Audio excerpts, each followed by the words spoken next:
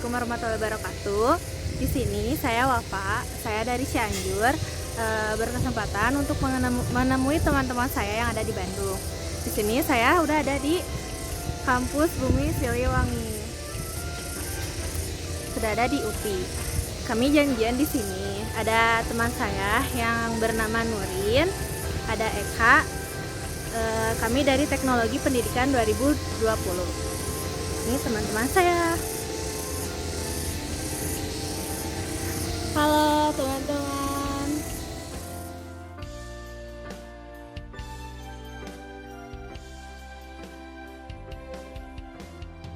Jadi baik. Karena kita udah menemukan tempat yang cocok untuk berdiskusi mengenai Pancasila sebagai modal sosial bangsa di tengah tantangan era revolusi 4.0.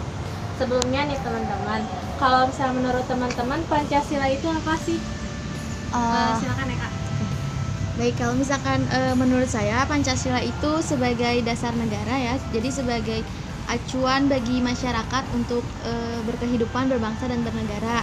Nah, itu tuh nilai-nilai yang terkandung dalam Pancasila itu adalah nilai-nilai yang mendasar yang diambil dari perjuangan para tokoh-tokoh kita terdahulu kayak gitu. Dan itu tuh sebagai acuan sebagai norma hukum yang berlaku di Indonesia. Itu semua saya. Silakan. Kalau menurut saya, Pancasila bisa dimaknai dengan pandangan hidup bangsa, yang mana nilai Pancasila itu bersumber dari kehidupan kita, aktivitas kita dari masa lampau. Nah, lalu nilai Pancasila itu dijadikan pedoman untuk kita dalam bertingkah laku, seperti itu. Jadi Pancasila itu kan dimaknai sebagai dasar negara, sumber dari segala sumber hukum, dan sebagai pandangan hidup bagi bangsa Indonesia sendiri, karena nilai-nilai Pancasila juga digali dari kebiasaan atau perilaku masyarakat Indonesia sendiri, seperti itu kan ya.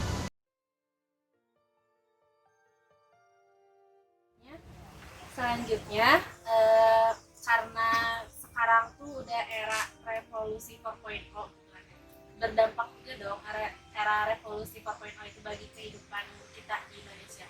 Menurut kalian dampak dampak revolusi 4.0 itu bagi Indonesia apa?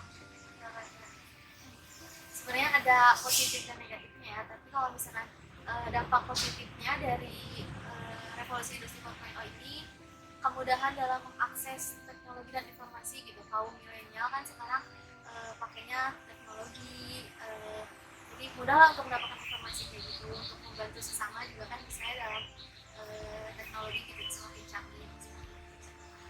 Nah, kalau dari saya kan sudah disebutkan ya kan dari dampak positifnya. Nah, kalau saya dari dampak negatifnya nih muncul. Nah, dampak negatif dari revolusi 4.0 itu keterbukaan informasi yang berujung pada kaum milenial itu membuka situs yang pornografi yang tidak seharusnya dia buka, seperti itu. Penyebaran hoax juga kan semakin merajalela gitu ya, luas. Jadi karena revolusi industri 4.0 ini menyebabkan terjadinya globalisasi kan ya, jadi ada fenomena yang positif, ada juga yang negatif. Karena kita tadi udah berbicara mengenai dampak era 4.0 bagi bangsa kita, karena ada dampak positif dan negatifnya kan ya tadi. Menurut kalian bagaimana cara atau solusi dalam menanggapi dampak negatif era yang diberikan era 4.0 ini dalam menerapkan nilai Pancasila? Kan kalau misalkan nilai Pancasila itu kan harus ada ya dalam kegiatan kita sehari-hari. Nah, seperti kayak tadi masalahnya soal penyebaran hoax. Maksudnya kita itu harus sebagai masyarakat itu harus cerdas gitu ya dalam menerima informasi yang ada yang tersebar di sosial media gitu. Itu harus memilah-milah lah seperti itu. Nah, itu berkaitan dengan sila 3 mengenai persatuan dan kesatuan bangsa agar tidak terpecah belah karena adanya hoax yang bisa menghancurkan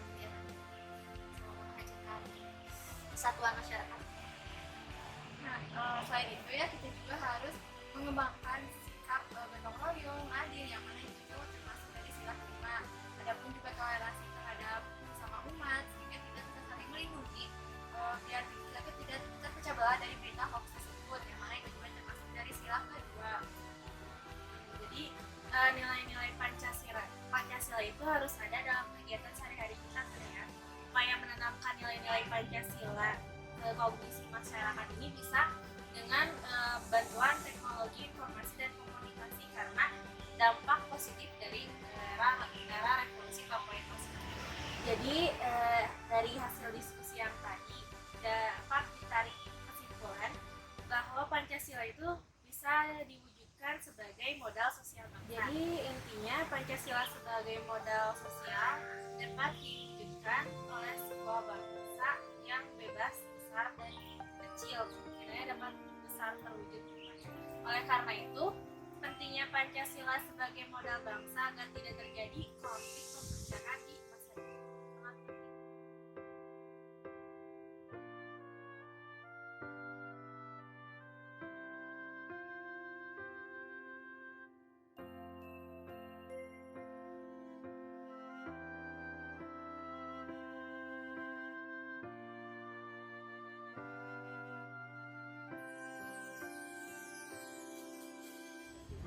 Jadi sekian hasil diskusi yang kami diskusikan mengenai Pancasila sebagai modal